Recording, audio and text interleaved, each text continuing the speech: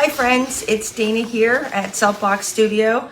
I'm just getting ready to give my fantastic friend here, Stephen Carew, a haircut, and he told me about a really interesting experience that he has and some action that he's taken that has allowed him to travel internationally without a passport, without a vaccine, and how you can take your live life claim back to who you are as a person, which supersedes the court. So while I'm working, he's going to explain how it goes. Take it over, Steve.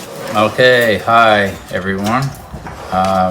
You'll see this document looks like it's a grammar flag, not a United States flag, for the correct sentence structure, communication, parse, syntax, grammar, which is basically the only factual and correct language in the world and can be translated in every language. Basically, the live life claim proves that you're alive on paper, whereas your birth certificate, driver's license, any contract with a bank or a phone company or a power company, your name is written in all capital letters, which is called a nom de guerre, a fictitious legal character that the government made up on behalf of you and that most people think is them, unless they know better. So other than making live life claims, which I've made about 17 so far with the permission of my teacher Mark Kishan Christopher. He's a chief federal postal court judge, plenipotentiary judge, muster master, and postmaster general. So a lot of people don't realize that the post office is above the government and everything is under the post office. The post office is also the second oldest organization in the world. And the Live Life claim has a passport photo or a photo of yourself with your thumbprint and 2 witnesses plus you witness yourself. I'll show them for you while you're talking. Okay. So this is what it looks like. And there's a thumbprint to prove that he's alive. So to explain the process, Stephen, and tell us about what happened in St. Pierre. How did you get to St. Pierre without a passport? So it was pretty crazy. My band was playing at the Dune Fest, which was August 5th. And at that time, we actually didn't know if we were going to get by without showing vaccine status. So none of us wanted to stick anything up our nose or give a spit test. And luckily, the day of, they dropped those requirements. So I also required my name to be printed on the ferry ticket as it is written on my Live Life claim, which is here. So full colon Stephen hyphen Howard full colon Crew. Full colons represent for the, by the, of the, with the, and it separates facts. So it's the same way if you look at a clock, a digital clock, it'll say whatever the time is, hours, full colon, minutes. So in that way, it's used to separate facts. Anyway, when I got there, my name was still written in all caps. So she honored my requirement and wrote it down, handwritten my ticket with my correct name. When I got to St. Pierre, I went through customs in Miquelon. The 3 customs agents. Agent means no man. We'll get into that later. They all looked at the Live Life claim and were a little bit puzzled. They'd never seen it before, but with my witnesses and the post office verifying that it's me, because I'm the only one that can pick up my own mail, then it shows that I am who I am. So they let me go through. So you actually traveled to St. Pierre, Miquelon, which is a foreign country, with no passport, no mandates, nothing. And they had to allow you to pass freely because you have your Live Life. Yeah. So can you explain to people how they can get a hold of you if they're looking for more information? Do you have an email or something that you could give them? Yeah, it's Massage Ninja at Proton Mail. I do have permission to do Live Life claims. They take a little while to complete. You'll need a passport photo handy and some other things that I can get, including the $1 stamp. It needs to be a whole value. This next piece is a C-Pass, and this allows you to pass through ports, whether it's an airport or a ferry port, without harassment, okay? So it's using the technology of the post office with the autograph. Most people probably don't realize the difference between an autograph and a signature. An autograph is the graph of your autonomy, and it includes a thumbprint and printed, not joined letters with full colons representing facts. A signature is a simulation of your nature, and it's written in cursive writing. And with the quantum grammar, which is the U.S. looking flag that's there, that's communication flag. Basically, this is the most correct language, and it can verify forwards and backwards. That's why it's called quantum. You can read these sentences forwards and backwards. So it's a bit of a tongue twister, but when you use this, they can't trick us with their wordings.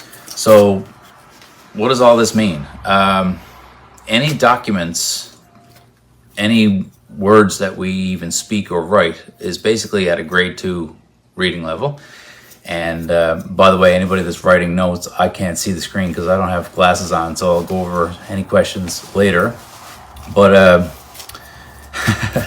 it is a mouthful, and when you present them something that reads like this, it says, hey, you have to talk to me on a geometric level playing field, no tricks, no traps, and use a correct sentence structure grammar.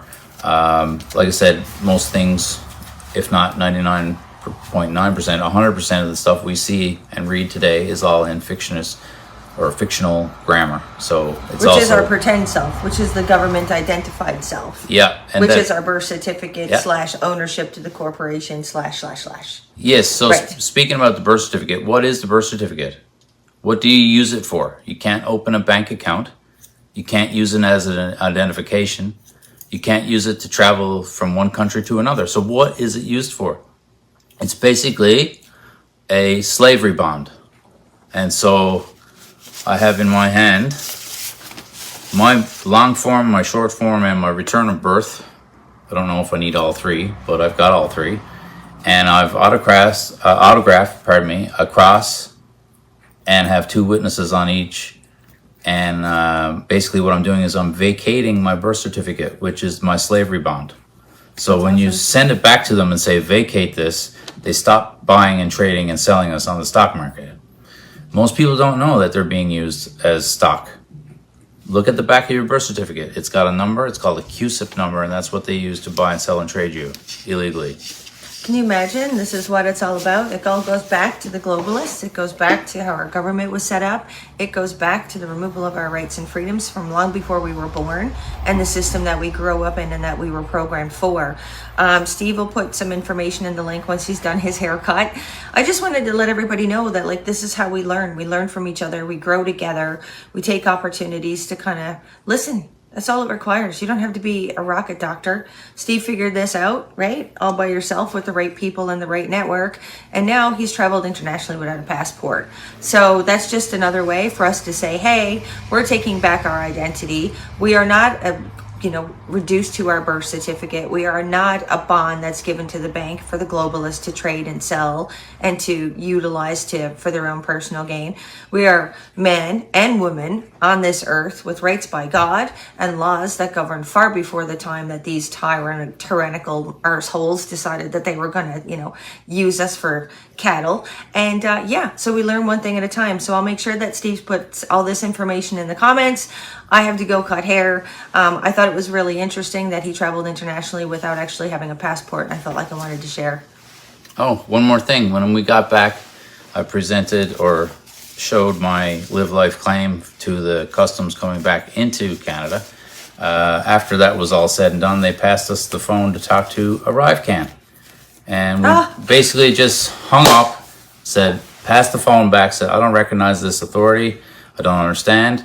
If you say things 3 times, like I don't understand, that means I don't stand under you, then they cannot form a verbal contract with you.